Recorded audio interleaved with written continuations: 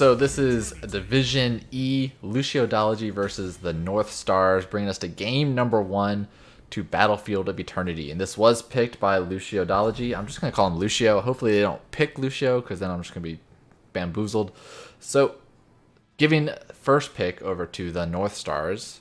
Battlefield of Eternity kind of has one of those maps that has those two different type of play styles for them, whether you prioritize more racing capabilities or whether you prioritize more split soaking, or kind of just, we're going to fight you, get you killed, and then turns out you can't win the Immortal if you're dead. So the Northstars opting to ban out that white main first. Luciodology getting the Azadan out of the way. You know, not Azadan's best map, but he can still be annoying with globing out the lanes or team fighting. It's harder for him to get stacked, but he still has lasers ability to take out the Immortals, but they want to get him out of the way. Maybe they did play against him at some point on this map. I did not look up the stats of these teams, so I'm not sure what their pick ratios and map picks usually are.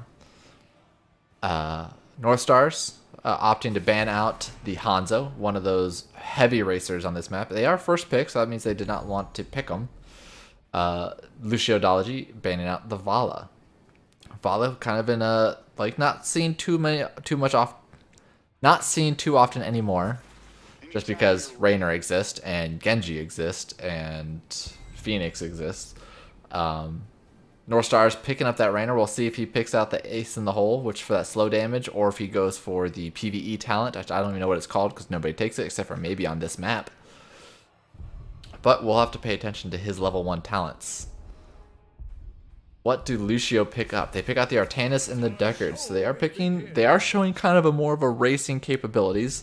Artanis with amateur opponent can go pretty hard on the Immortal. The only thing is that he has the capability to be a big team fighter as well. He gets in the chaos in the back line of the team, is able to dodge up a lot of skill shots. Northstars picking up the ETC and a Lily. Quite interesting early picks.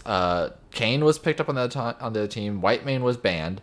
Getting that Lily, getting some of the blinds. Maybe they're probably expecting Lily to run over to the enemy team just to blind them and slow down their race. Surprisingly, they picked up the ETC over, let's say, a Garrosh or a Joanna, so maybe they're looking for some type of wombo combo to go with it. Plus, ETC is pretty good against Artanis, specifically because if he's doing a swap, ETC does his knockback and immediately keeps Artanis there. Nothing happens. And it could put Artanis in a very unfavorable position. Luciodology banning out the Jaina the second round of this match. What is Northstars looking to ban out? So they're already showing one blind. Banning out the Genji. Don't want to deal with that burst capabilities, picking off their backliners. Lucio's got their tank option here. They got probably another racing character if they want to go for that. Maybe they pick up Li Ming. I always say that Li Ming is really good on this map. She has the ability to poke if the other team is defending you. So if you're already winning the race and the other team comes in to slow you down, Li Ming just sits in the back and just throws all of her abilities, and she's either doing hero damage to the point where they can't stand there anymore, or she's doing immortal damage.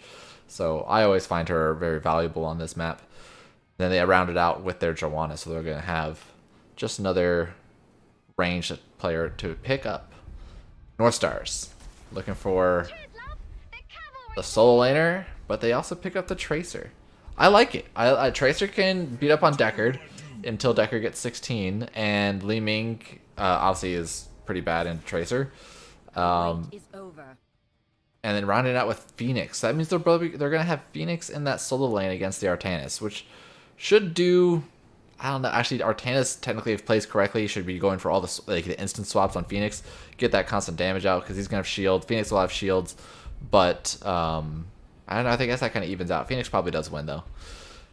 But Lucio picking the Cassia up and the final pick, getting some blinds for that Raynor, as well as Tracer and the Phoenix. So 3 solid targets for him, especially if there's any follow-up with the Joanna or the Artanis. Cassia also does pretty good race with the Q build. So hopefully there's some people in chat that can check out these two comps, see who they favor for these map picks for this Battlefield of Eternity map. Honestly, for me, I mean, Tracer, it's going to be a wild card with the Tracer. If Tracer is able to, I don't know, there's a Cassia. I think I'd give it to Lucio. I think Lucio's got the better comp here. I like the Li Ming. Yeah, sure, they're going against a Cassia, but there's also a Tracer. Artanis has a point and click, double attack on her. She'll be hard to lock down, so she will be able to do a lot to just kind of run around herself. I think I'll come down to the solo lane. There's more race coming out of Lucio, and if they do just straight up race, then the other team engages on it. There's more poke from Lucio, so I think the Immortal win goes to Lucio overall. But let's just get right into it and see what the players do themselves. On the left-hand side, we got Luciodology, the Takulu on the Li Ming, Lemony Fresh on the Cassia, Galactos on the Deckard, Fairywinkle on that Joanna, and then the top lane, Goose MVP on that Artanis. On the right-hand side, Lucentile on the ETC, Brother Keith on that Raynor, Kane on the Rhaegar, Stats for Cats, wait, not Rhaegar, Tracer, she's on the Wolf, Stats for Cats on the Lily, and Jonas is, in fact, going to that top lane on that Phoenix. So looking at the level 1s, Raynor hasn't picked it yet. I think he is deciding the same thing that I was questioning, whether the PvE talent was worth it or not. He has only one slow with his team with the ETC. There can be slows with the blinds if she goes that talent, and slows with the knockback if he goes that talent. He opting to get the PvE damage, so he's making sure that they can contest on the race really fast. Get a lot of spray game going on. I like it. There's a lot more wave clear coming out of... Not a lot, I guess a good amount of wave clear coming out. Nice. Coming in at an angle for ETC. 3-man root from the Deckard Kane. And Cassie is able to get a lot of fend damage. So looking at this top lane, like that's saying here. So, I mean, Jonas will have the pick, will have the poke damage, but if Artanis is able to get a swap on him, and like maybe even be an instant swap, he'll be able to get those auto attack damage. And every time it might slowly trickle him down. But looking at this bot lane, just more poking. Tracer trying to be annoying on that backside onto those, the Cassie. Ooh, big damage coming out from the Li Ming, judging where they were going.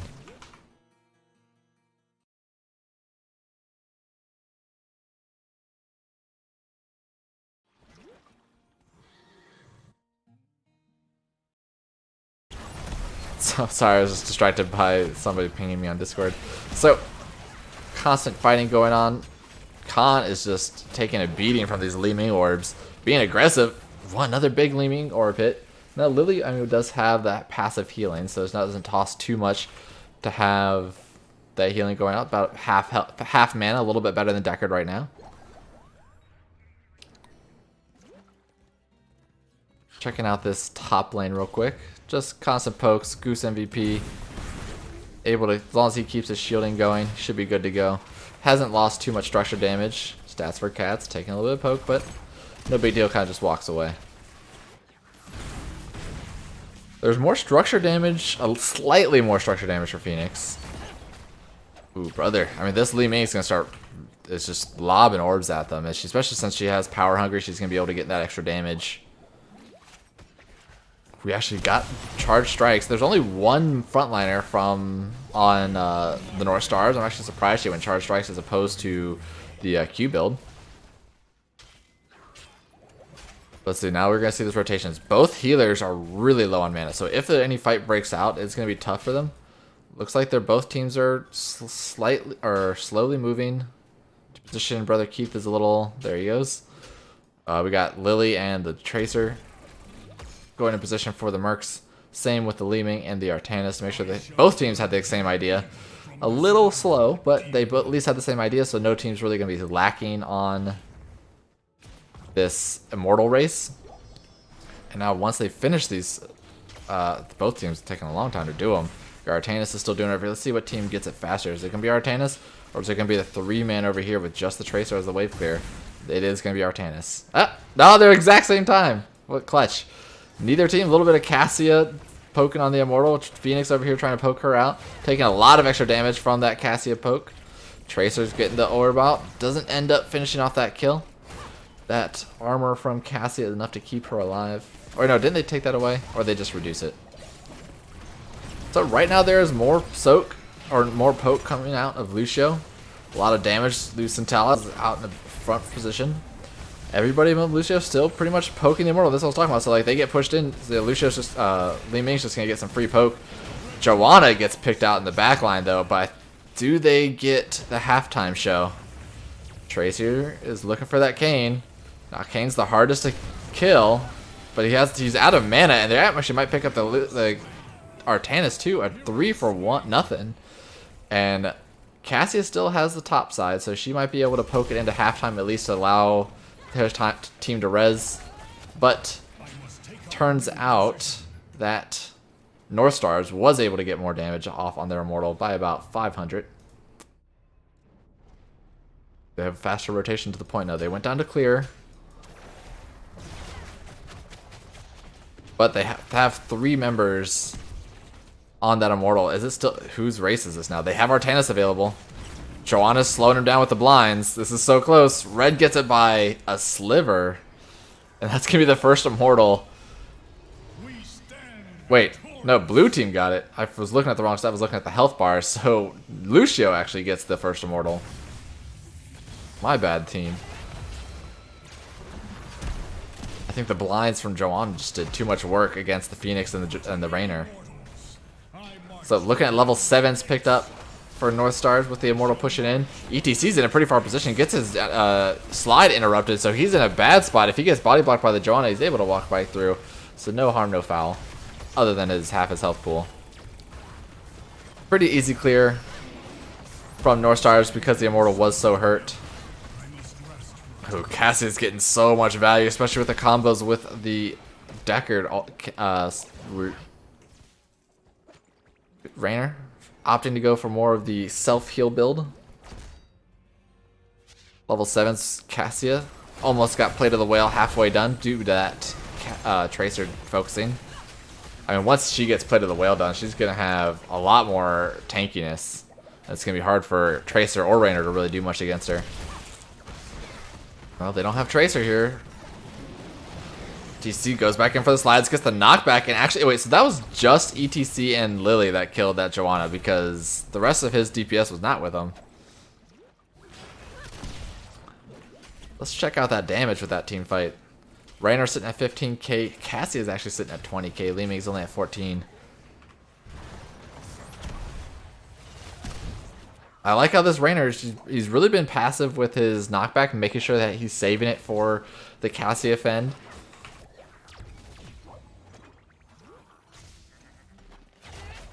Looks like still opting to basically stay in this 4-man up top 4v4.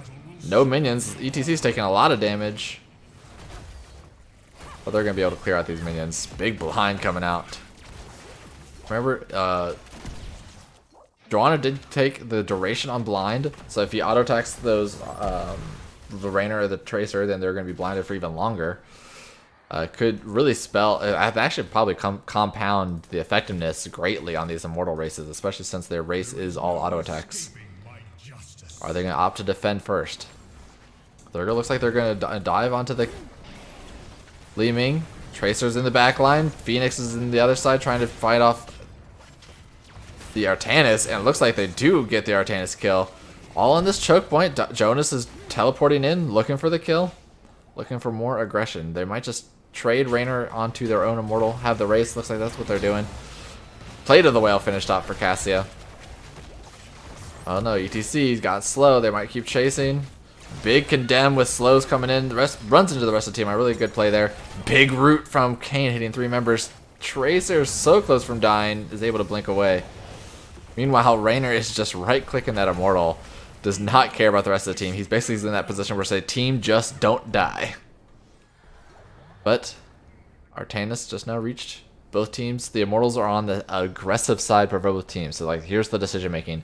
Do we, like, right now, Northstars needs to send at least somebody to get level 10 and then evade. They might just get level 10 from the trickle. The trickle experience, it seems like that might be what they're waiting for. There it is. Let's look at these level 10s to see if they pick it up fast enough. We got Salvo coming up. We got Jugs, Hyperion, Mosh Pit, and Tracer hasn't picked her level 10 yet, but she's pretty low. Actually, already uses her teleport. She was already out. That teleport actually got her killed with level 10s. Hyperion going out, making sure that they can get a lot of damage. Raynor just wants to kill the Immortal. That's all he's looking at. He's taking so much poke from Li Ming, though. And this is the point where Lily just pops Jugs. No level 10 reached for Lucio yet, so there's no way to interrupt that. But Lily is so low on mana. I don't think there's any way that she gets out of it, and she does not. Juno's now getting too low. Lucentile out of mana. Blessed Shield finally coming out, finishing off the kill on the Raynor. And that was looking so good from Northstars, but turned so quickly. Looking at ETC talents. We actually got the speed medal. Wait, Lucentile, what are you doing? He was in there. Tracer's trying to race, but it's just not enough. But at least it gets the shield lower. Ends up opting to use her Tracer Bomb. Hope she doesn't die for this. That's all that matters. Okay. And they're leaving that be. But that camp that Lucio took right before that fight ended up getting them the front wall. Some tower damage on bot lane. So they now have the lead.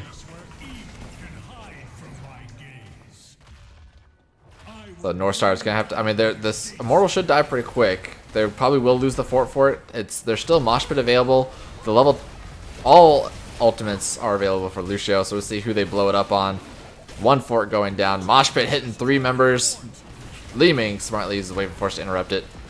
Everybody's looking at Tracer. She's baiting them out enough, but she still might die. Ends up dying to that Q from Cassia. That Lightning Fury. I knew it was something like that. Stay a while, interestingly, going out with the rest of his team not there. Kind of a little miscommunication by his team. So they know they see Phoenix bot lane. Li Ming's on her way. They know Tracer is still dead, so this is a 3v4 right now.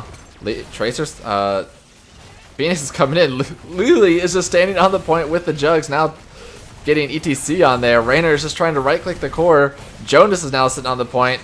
Ends up somehow not having a fat enough body to cap that. Lily, after all that Jugs just standing on the point, just kind of walks away.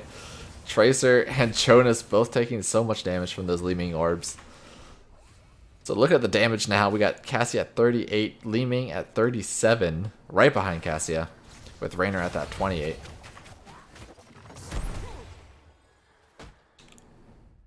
Uh-oh. Goose MVP got a little greedy on that position of the lane. Gets picked off for it. Meanwhile, the rest of the Lucio team left him for nothing. Come down to get the camp. Level 13s for Luciodology. They have the 4-man here. They could keep 3-man here at least. Lemonade Fresh opting to back out. Make sure he's full mana for the next team fight. But so they're gonna have Mercs pushing top lane. They have 10 seconds to organize for this next Immortal. There's 20 seconds left on that Shaman camp, so we're gonna have to pay attention for Lucio to take that. But they leave this be. They'll get a fast race onto this first Immortal. Brother Knights run down to this Immortal. But they do have to pay attention that now they know that Lucio is all atop of them. I like this positioning to make sure they go on the south side of the Immortal so they have a retreat path. Make sure. Big Mosh coming out, but rightfully so. Takuli gets that immediate wave of force. Making sure that he doesn't get. Jonas actually got his teleport interrupted by the Immortal and gets body blocked by the rest of his team, and that's going to go out.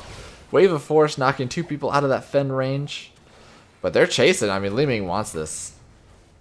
Li Ming actually went that Seeker, so she's doing some bonus damage, especially to the Mortal too.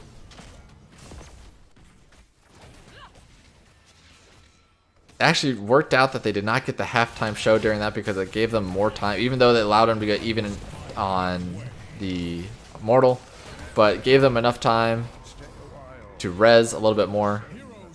ETC ends up dying on the backline. I was looking at this fight up here. So these staggered deaths are just not going to work out too much. One blind going out. Big swap onto Raynor, and that's going to give... there we go. I was about to say that should give a kill. Staggering these deaths is not what Northstars wants to see. Or wants to do.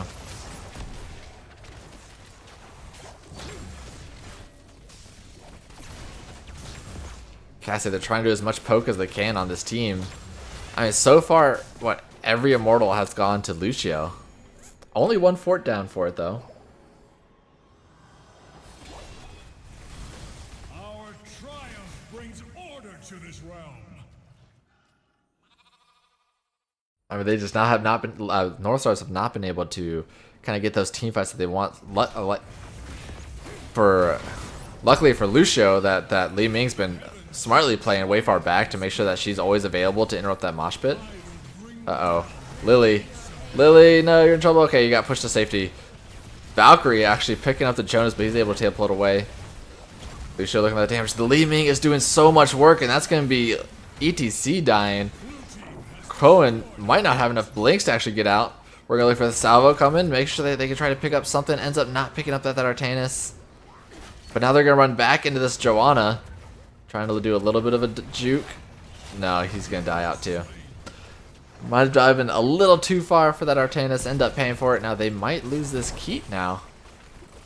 Do they? No, it looks like the rest of the team. I don't think they're really going to push into that. Unless they can pick up another kill. Level 16s were just reached for Lucio. He's got that stun, so that means he can stun Tracer when she's running in there.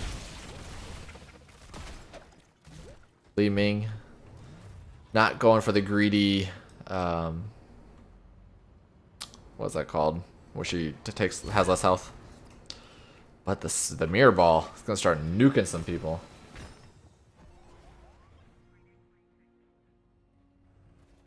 So now, Northstars needs to be looking for 16. Taking some camps, pushing out lanes safely as they can. Like this lane right here is perfectly fine to take. 2 members opting to split off to take the top camp, while 2 members split off and take the shaman camp. Luckily, Luciodology is doing the exact same thing.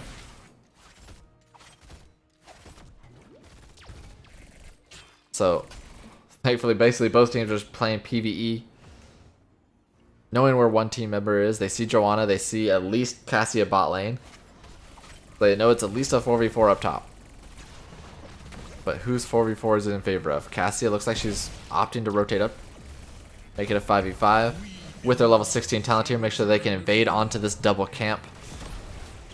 Uh-oh. They're going to be looking for that Cassia. ETC sliding in, trying to knock back on Lemony Fresh. The rest of this team's looking at Goose MVP getting a lot of damage, but Cohen walks way in there looking for that combo and actually dies to the Joanna auto attack. Raynor getting pulled back from the Valkyrie, getting comboed as well, and he's goes down. It always gets so close when I say it a little too early. Phoenix trying to get some counter kills, but that salvo, there's just not enough slowing on his team to really benefit, to get the bonus damage on there. Looking at the Lily, she did not take the slow on the wins. Oh, she did. Yeah, well, it's only 2 heroes. 3 heroes. So a 2-for-1 trade. Shaman Camp's going to be available to finish off by their Artanis because he actually never finished it. Luckily for them, because now they're going to have the advantage and the push. I mean, the mirror ball is just going to start nuking that as well. I actually missed that one. Level 16s were reached at the end of that team fight. Oh, I didn't change the screen. Oh my god.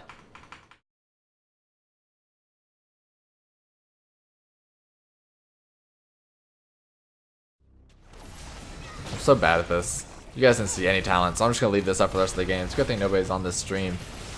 But sorry for the rest of the people that might be watching. Tracer, does she get out? She does get out by the Lucio heals, the skin of her teeth, but maybe does Lucio does Lucentile running away from that Artanis beam, and nobody died during that, which is, I mean, yeah, they lost the Immortal, but at least the whole team's alive, and now they don't have a full health Immortal and down members being pushed on them.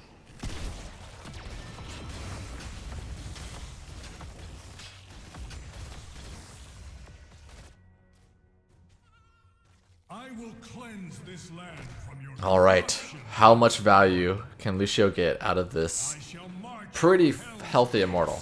This is 100% a keep. If they get kills, then they can go core. It's even talent tiers right now. Luciodology pretty much took his whole health pool in that Li Ming combo. Jug's already having to come out. Big orb onto Kane. And ETC was looking for that mosh, but just wasn't enough. The Valkyrie picking up both two members actually, because the Chaser got pushed into the Phoenix. And with the 3 kills there and a still very healthy Immortal, that's probably going to be GG's for Luciodology. At least my calls were at least somewhat right. So congratulations, Luciodology, on game number 1.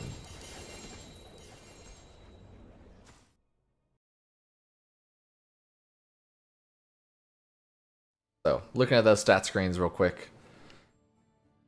We got Li Ming and the Cassia neck and neck in damage, followed by the Rainer and the Phoenix trailing. Not too far from Tracer. Joanna actually is sitting at 41k. And since I missed the talents for so much of the game, I'll show them here real quick. And then we'll just move right into game number 2. I'll get this set up, so if you guys give me about a 2-minute break, and then we'll be back.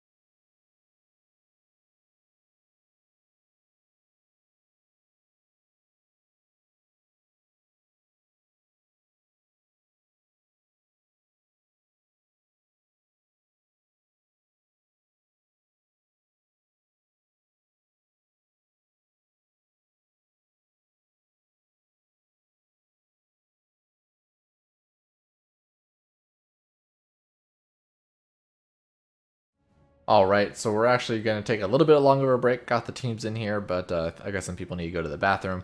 So we'll be back in another 5 minutes. Alright, hang around.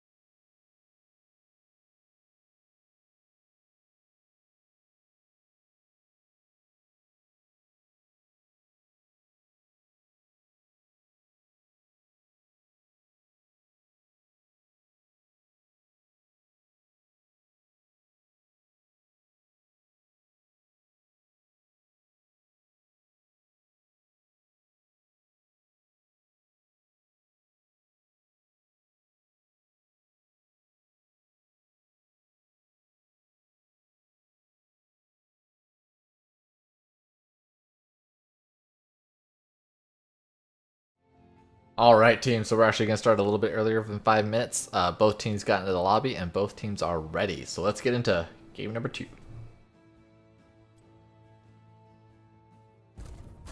Game number 2, Luciodology versus the Northstars, bringing us to Sky Temple. This was picked by Northstars, which means Luciodology gets that first pick.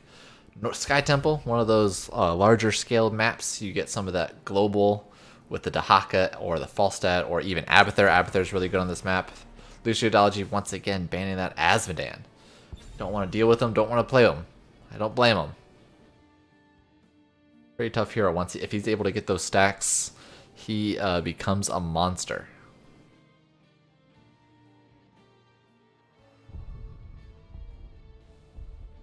So, Northstars, are they going to plan to ban out that white main once again? They ban out Cassia. I guess they're probably going to be opting to try to go for that Rainer.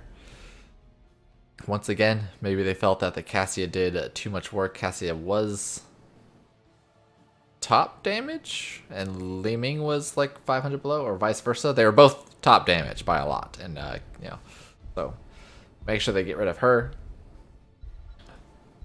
Luciodology getting rid of the Yrel. I just realized that Yrel. Oh, excuse me. Yrel was not banned or picked at all last game. I mean, Battlefield of Eternity is not her best map, but I guess neither team really played the team fight all the time comp, so they didn't really feel like a need for Yrel. This map, solo lane and rotations are pretty strong, so you do kind of want that solo laner. Northstars getting rid of that Deckard, leaving white main. They did first pick Deckard last time, so are they going to pick up that white main? One of the other kind of the big healers. She's not like amazing, but she's pretty good. I think Deckard is definitely the best healer at the game right now.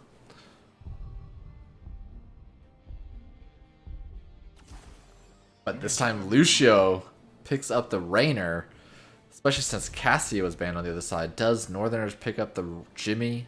Or not the Jimmy, the Jojo, Joanna, and maybe their own healer. They have the option to pick white main.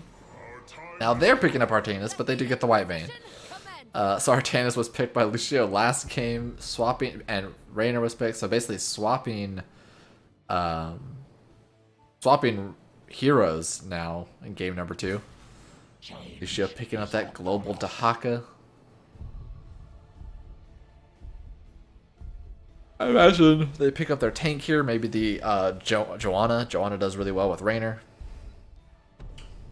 And it's good against Artanis. But they pick up their Kael'thas. They're showing their 2 damage dealers. It's pretty much like saying, we're going to show our hand to you. Pick what you want and try to counter us. Lucio picked up very strong DPS, which don't have too many counters. They get the next 2 hero picks, so they probably don't want to be banning Joanna. Maybe they do the Pyroblast onto White Mane. White Mane is pretty squishy. She'll have to use, but she can just put down. Wait, I'm surprised by that. Which tank? Do they want to go for the ETC again? I feel like ETC is not gonna. I hope they don't. ETC is not gonna be good against these 2 heroes. Like Stage Dive's gonna have no value. Mosh Pit's gonna have no value. I really hope they don't go for ETC. I would have really liked them to pick Joanna since they had the next 2 picks. Luciodology, who do they want to not play against? Maybe a mage of some type, but they don't want to go against the Diablo. That's very smart. They haven't picked their tank, but they know that the other team still has to pick their tank. And getting rid of both over like kind of the stronger tanks leaves both teams with maybe lesser tiered, but at least not somebody that's going to carry the game. Northstars picking up Falstad, trying to get their own global once again with the Phoenix, leaving their tank open, saying that at this point Diablo and Joanna are both banned. We can play any tank at that scenario. Let's see what they pick up. Garrosh is still available. Muradin is available. Muradin. Right wing, more globals. Getting them all off the table. And there's the Muradin. So Muradin's got that jumps, gets in and out. Very easy to, maybe he goes for the Haymaker on the Phoenix. That would be spicy. I honestly think Haymaker is one of the soft counters to Phoenix, because if you're able to hit it onto him, force his blink out, it's usually not far enough to get away from the rest of your team, and he'll end up dying. But most likely it's going to be Avatar. And Northstars picking up the Varian. That is quite interesting, seeing as how they do not have a big pick comp or a big blow up comp with the Varian. Being able to taunt either the Brightwing, Kael'thas, or Raynor. Both of them, a lot of people have stuns on the other. There's four stuns and a sheep. A lot of CC from Luciodology. Varian is going to have a really tough time to do anything. Same with the Phoenix. But let's see how game number 2 goes. I mean, at first glance, I would say I would give this to Luciodology again. I think that just the amount of CC they have is just going to be ridiculous, I think. They're really going to be able to control the comps. Artanis shouldn't really be able to do too much. This is a role swap. So Stats for Cats was on the Lily last game, and now Luciodology, which was the ETC, is on Whitemane. Same with, I guess, on Luciodology, Goose MVP was that Artanis, that solo laner, now on the Muradin. Fairywinkle now on the Dahaka. Quite interesting. These teams make sure they pick up these heroes. Maybe only one person on the team really has enough practice on that hero. So trying to make sure that they can fulfill everything. Let's get into game number 2. Luciodology. Let's switch the screen because I am really bad at that. So on the left hand side of the blue team, we got Takulu on the Raynor, Galactos on the Brightwing, Goose MVP on that Muradin, Fairywinkle on the Dahaka, and Lemony Fresh on that Kael'thas. On the right hand side, the Northstars, we got Kane on that Varian, Luciodology on the Whitemane, Brother Keith on that Phoenix, on the Falstad, Jonas once again on the Phoenix, and Stats for Cast this time on the Artanis. 3, 2, 1. But looking at these teams, we got Bribe coming out from Falstad, looking to make sure that they have some good rotations to the Merc camps. Maybe he's going to be going into the Lightning build. Quest out of Varian, Quest out of Phoenix. And we actually have Convection Kael'thas. I would normally say that Convection's always a trap, but maybe he's not looking to be, like, he's not feeling aggressed by the rest of the team. But yeah, I don't know, even if you do get it off, like, it's like definitely a win more talent. If you're able to finish it, that's great. You do a lot of damage. You're out of mana almost all the time, and if you do get dove upon, you are going to be really hurting. Phoenix doing an easy job against this Dahaka. Should be able to win that lane pretty handily due to the fact that Dahaka is not ranged.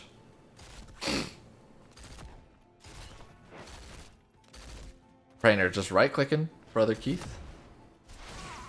Brother Keith does not quite have that health regen until level 4. This is pretty interesting stuff. So we got Artanis, we got 2-man rotation with the Varian and the Whitemane. Both teams making sure that they are picking up the soak, not really being any type of aggressors. Dahaka and Phoenix going up on the top lane. That's where Cats doesn't quite know what he wants to do. Gets sheeped.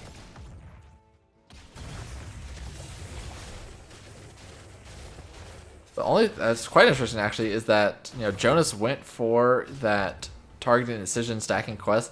I wonder if he knew if the whole plan was for him to be solo lane, because being a solo laner is going to make it pretty tough to get that quest finished up. Stats for Cats coming in for that swap. He's waiting to bait it out. We're going to pay attention to this lane. Everybody else's lane is kind of being pretty boring. Does he bait him in? Let's see if Jonas gets really far up there. Does he go for it? Nope. Aww. Not quite enough of the bait. Let's look at Kael'thas stacks sitting at 8. But look at his mana sitting at almost 0. 9 Kael'thas stacks. Almost killing off that Varian. Both globals. At least one global each on this bot lane. Brightwing's at... well, not Brightwing. Falstad's at 1 stack. 1 slot going on the Raynor, but it's only an Artanis and a Varian here. Just feeding Kael'thas some of those Flame Strike stacks. Oh, Jesus, Kane almost dies to that Flame Strike. He's at 15 stacks at 2.5 minutes. So we got more global. What's up, Henry Audubon and Ember? Looking at that Brightwing play, we got some stats for cats opting to get that bottom Giants. Now, Brother Keith on that fall stat has the global, so you'll probably see him stay bot lane. The rest of his team should be focusing mid, so that way his fly will reach it quickly. Brightwing can fly at any point. But I think both teams will probably just trade these objectives. These Shrine Towers. Dahaka looking pretty, taking a hefty amount of damage. Kael'thas rotating top. I would have really liked to see Falstad stay bottom. They kind of just took those Giants and let them do, like, kind of push on their own. One tongue going out on stats. Like, so Brightwing is pretty much able to clear these for free. Excuse me, I had to sneeze. I mean, he's getting some push down now that they have Murd and Solo on this point, taking both points at the same time. Neither team using any of their globals, so there's no aggression from either team. Both teams on the exact same experience-wise. Ooh, is the other tongue available? There it is. But there, again, I mean, he's by himself, but he's able to walk away. But a good heads-up play from Fairywinkle. Look at this damage. Kael'thas sitting at 10,000, heavily ahead of everybody else. Being able to get a lot of those free flame strikes, sitting at 17 stacks with level 7s online. If he hits 2 people with one, he's going to start doing so much damage. This time, Luciodology rotating down to their Giants. Meanwhile, the Northstars taking the Knights. Jonas just poking away at this Dahaka, making his life miserable.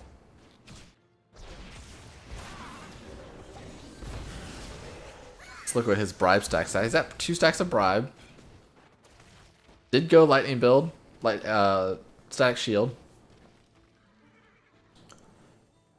Once again, taking Knights and kind of just leaving them be. There's one of those things where, like, you could take these Knights, especially since this fort is already down. I mean, they'll probably get the fort anyways, just because Luciodology is not rotating to it. But if you had, you know, a lot of people pushing there, maybe only have 3 to 2 in the bot lane. Make sure you can clear out Giants. You'd probably be able to get a lot more. That Flame Strike did so much damage to stats of cats. Stats for cats. Only needs 1 more Flame Strike to go. Actually, this is not even gonna get the fort. This is what I'm talking about. So if they had one more person out. Wait, do we have Twin Blades? I just realized that. It's been 4 levels in. We have Twin Blades, Solo Tank Artanas. They're just going ham here.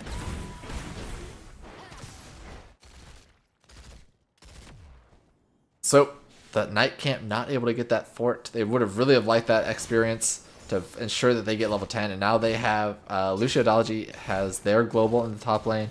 Meanwhile, Northstars has their global with them. Flame Strike being completed, and if Kael'thas is able to continuously throw these Flame Strikes and these choke points, he's just... Brightwing gets destroyed so quickly, almost looking for that Murden, but the Chain Bombs being able to spread around. But the 1 kill there gives them the ability to just stay on this point. Now they have Varian. I would like to see them kind of at least send Falstad away. Let him go soak. They already have a 4v3 down here. Flame Strike doing that damage. Brightwing's already back though, so they can re-engage. The level 10s not reached yet for Luciology. We got that Suppression Pulse, Mighty Gust, Salvo as well, and the all-powerful Scarlet Aegis. Just gusting away, ensuring that they have that point finished. My temple's magic subsides. All in all, even losing that objective, they're still very even on experience. There is this little bank of experience on this top fort if they ever do decide to rotate up there. Level 10's reached for Luciodology. Pretty typical. We did go with the Avatar, looking at Pyroblast onto probably White Mane or Falstad. Honestly, Falstad dies pretty quick to it as well. Has a very small health pool. I mean, if we get a Pyroblast onto White Mane, that's going to force out the Scarlet Aegis, maybe in a time when she did not want to. Using this Variant push, they're just going to dive right into it. Is this going to be overextended? Looks like they're going to get caught out. Raynor, 1 stun from the Kael'thas. Ends up not throwing out the stun. Murden didn't throw out the stun, so they're able to just walk away. Wait, do they walk away? Okay, they do. Meanwhile, Dahaka versus the healer in the bot lane. Still not able to get this fort. They want it so bad just to get a little bit of that experience lead. Try to get level 13s first. Brightwing coming in for the protection. This is so alive.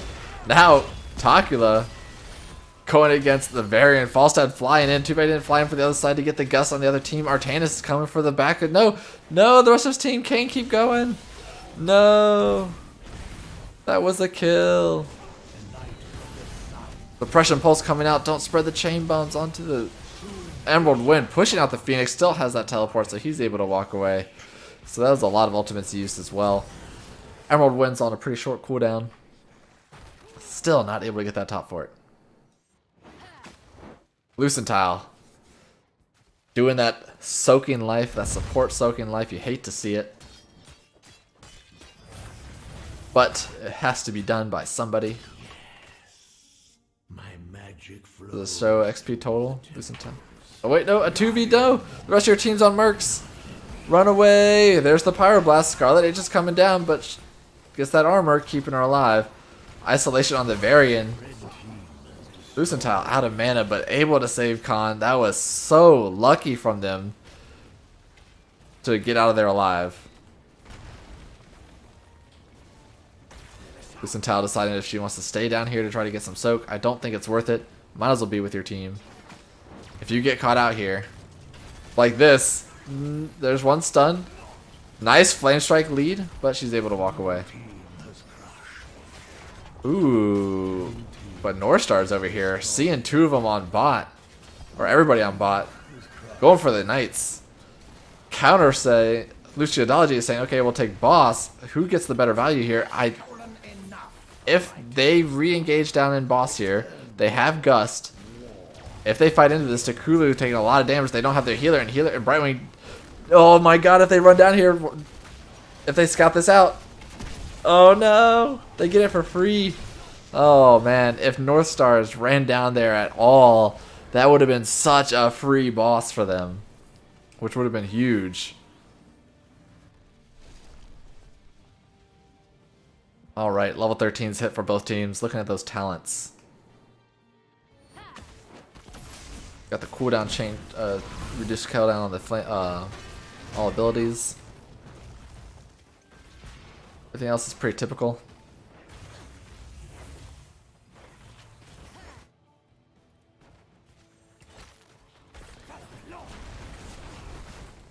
So, trading out, pushing elsewhere while the boss pushes bottom, trying to get some free structure damage on this map. Anytime that you're able to get free structure damage is always beneficial because it means that there's less objectives that you need to do.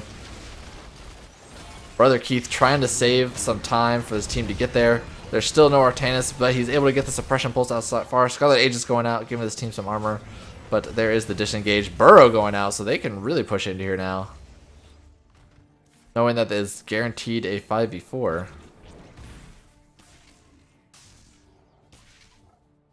But Fairwinkle saving that bot fort. Making sure that it at least takes a couple of shots. Just for anybody that don't know, since Northstar has done more damage to the top keep, they actually want to prioritize taking this top shrine. Due to the fact that it'll kill that top keep first. Brother Keith. No, ooh, if you get tongued, okay, dodges, gets away from the tongue. Doesn't die. So they're actually going to go for the fight over here. Both even talent tiers.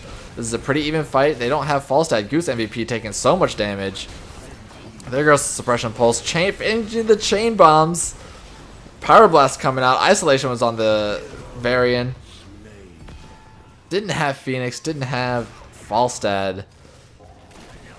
Khan ends up tying as well to the Rainer and the Banshee. The Haka burrowing up top. They're going to have Falstad and Rainer as well if they get a tongue. Okay, so they're not going to re-engage. Takulu was thinking about it. Kael'thas is thinking about it. Teleporter's already gone. Falstad re-engaging onto Goose MVP on the bot lane. Level 16s were hit for both teams during that team fight. Brother Keith went aggressive. Ends up using using the Gust to get away.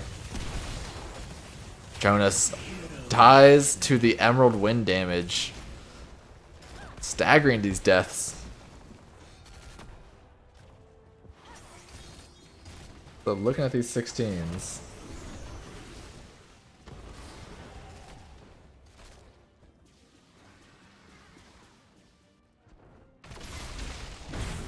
Now they invade onto the night camp. Smartly, this is another 2v5. Baron getting pushed out, trying to walk away.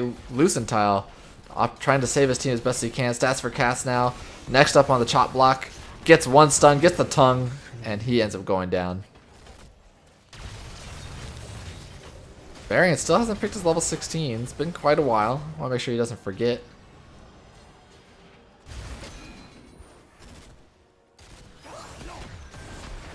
Now there's a 5-man push. Artanis is down for the count. Gus going out just to slow them down a little bit. Varian's still saying, hey, even though you push them away, let's keep fighting. He is in there. Good job not spreading chain bombs that time. Brother Keith, everybody always in the aggressive position to do the scouting. But Luciodology's keeping on the pressure, making sure that they have the push in every lane, taking all the mercs off the map.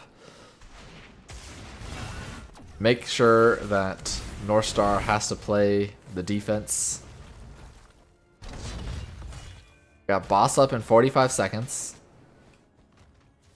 I mean, there's no keeps down yet. Uh-oh. Kane, don't look into this. You don't have Artanis. There's the rest of your team. Big flame strike on the backside. Isolation with the sheep. Gets tongued and ends up dying. Jonas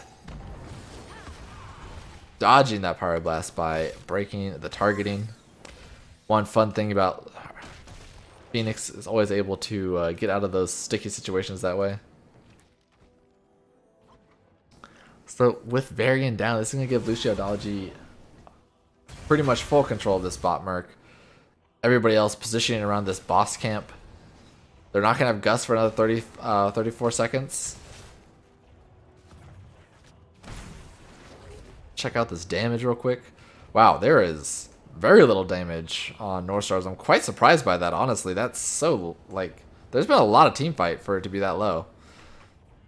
So, boss was scouted out by Northstars. They saw that little tornado going, so they knew that they at least attempted it. Sheep going on Artanis while Raynor pew-pews on the backside. Big flame strike hitting 3 members. And the double flame strike actually ends up killing the Falstad with the into Emerald Wind, pushing him in. Luciodology getting the armor for his team, but Varian's now in the team fight. Gus them away.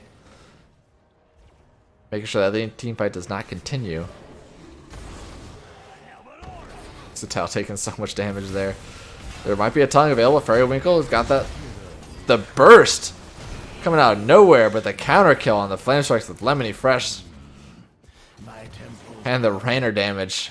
That's 3 for 1. Finished off the rest of that. That keep is at no health. This time they're going for boss.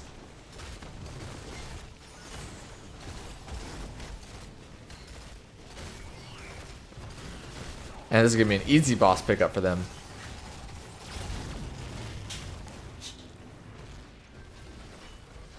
I mean, Kael'thas is just going to be throwing out those flame strikes. Oh no, Brother Keith. He doesn't have Gust available. 5 seconds. Kael'thas is right there. Just baits, leads the flame strike into that Kael'thas. Not able to do anything. Another staggered death. This could be the end for Northstars. They might be able to just push into this. Long range flame strikes, able to finish off that fort so that boss doesn't even have to stop. This all stops to surround some waves.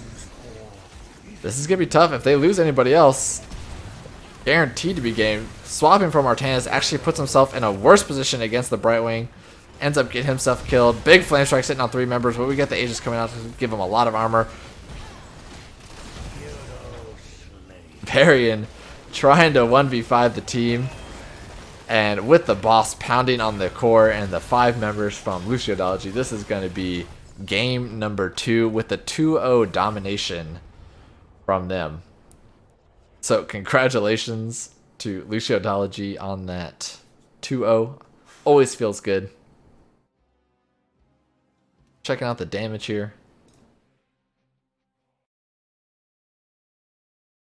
Who's Bella? That I don't know who that is.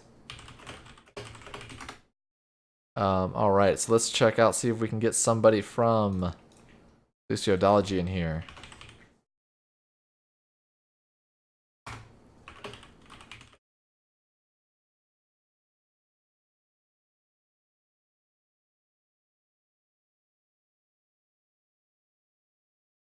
But that was pretty handed win by Luciodology, pretty much keeping control of the map completely. I mean, this damage, Kael'thas taking the convection talents, pumping out 67,000. I don't know why this game time is broken.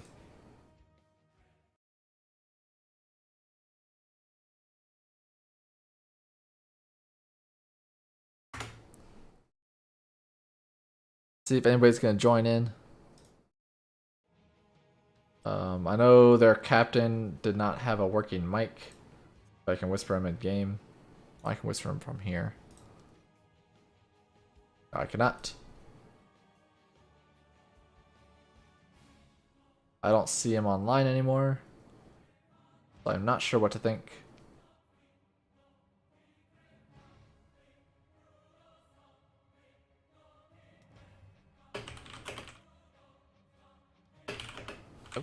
Oh, we're getting somebody. Let's see, who is this? All right. Oh, you got your mic working. Maybe? Hello? I should be working. Okay, now I hear you. Yes.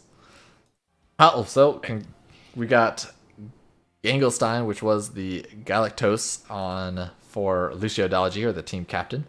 How you guys feeling after that 2-0? Pretty pleased about it. Yeah, we were a little rocky in the early stages of both of those games, but we pulled ourselves together, which is the opposite of our usual pattern. So we were happy. Yeah, always, I mean, it always good to get all the fresh, get everything off the bones, get a warm-up game going on. Game number 1, you guys picked Battlefield of Eternity.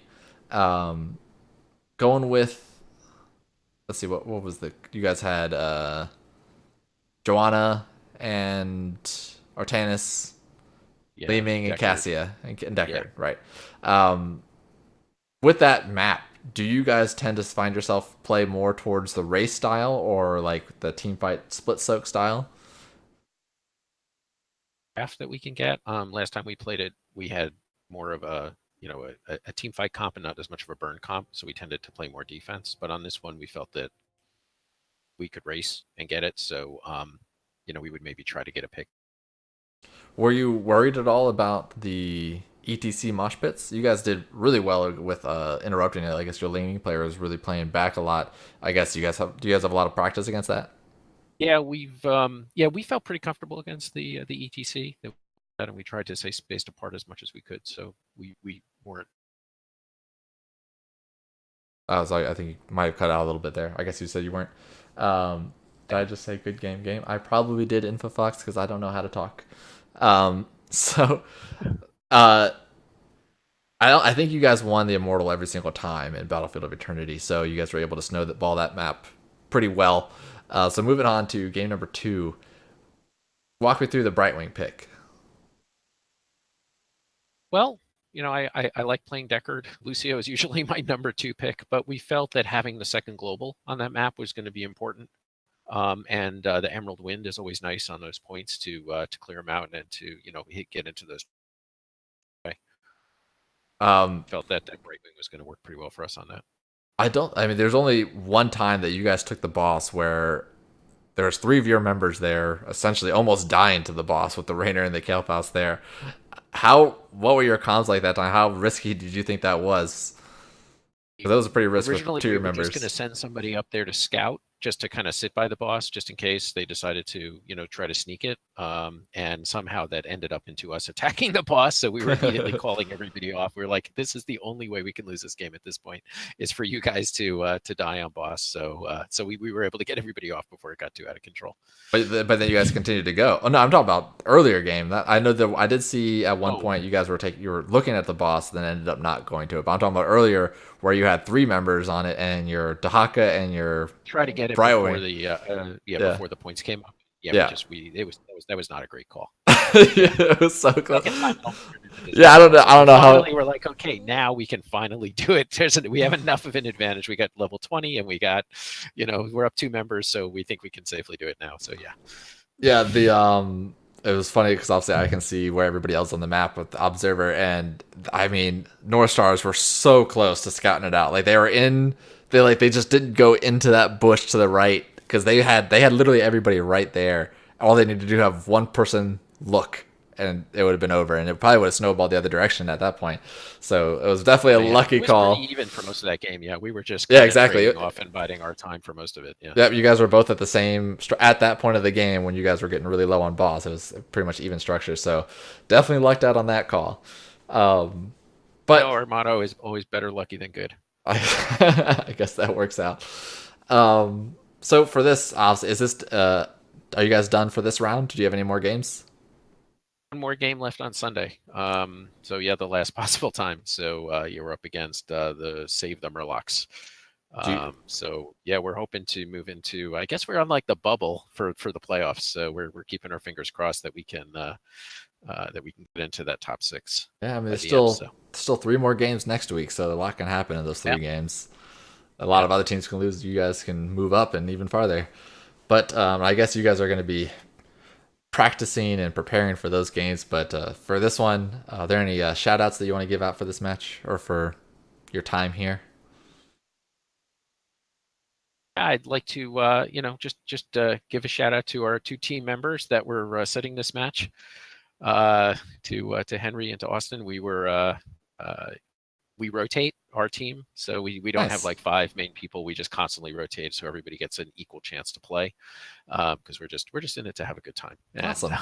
Win as much as we can, but that's the main thing. So it's always, it's tough to watch from the sidelines, but we appreciate it, when people rotate out. So, and I'd like to give you a shout out for casting it. It makes it so much more entertaining to have a caster and to be able to go back and to listen to people point out all of the things that we did wrong later. So we really, really appreciate that. So thank you. Yeah, I try not to be too negative, but yeah, it's always fun. I always like being casted as well. It's always fun to cast and just to try to get my voice out. I think I'm turning more into a shoutcaster as opposed to an analytics, but just I think it's probably turned into more fun. But I always appreciate it. So good luck, congratulations on the 2-0 here. It's always good, and good luck in your future games. All right. I don't know if you caught any of that. Okay. All right. I guess you caught it. So that's going to be it for me, guys. I have my team, the blue team, Division B East, has a match tomorrow against 104 at 9 o'clock. Right now, Professor Bobo, the great and powerful and amazing Professor Bobo, is signed up for it. We'll see if he casts. I know there's been a lot of stuff going on. But I hope you guys appreciated this cast, enjoyed it, had some fun. Give you what you guys like with my dog. And then, if you like it, shoot me a follow. I'm casting a lot more these weeks. I'll probably try to cast a lot more next week as well to make sure everybody gets a chance to be casted. Everybody likes that. And always trying to stream some more. I have to do a lot of my Hero League games because apparently the season ends in like 2 weeks. So I gotta get all my Hero League games in, so I'll be streaming those as well, so you can watch me rage. But other than that, you guys have a good night. Thanks.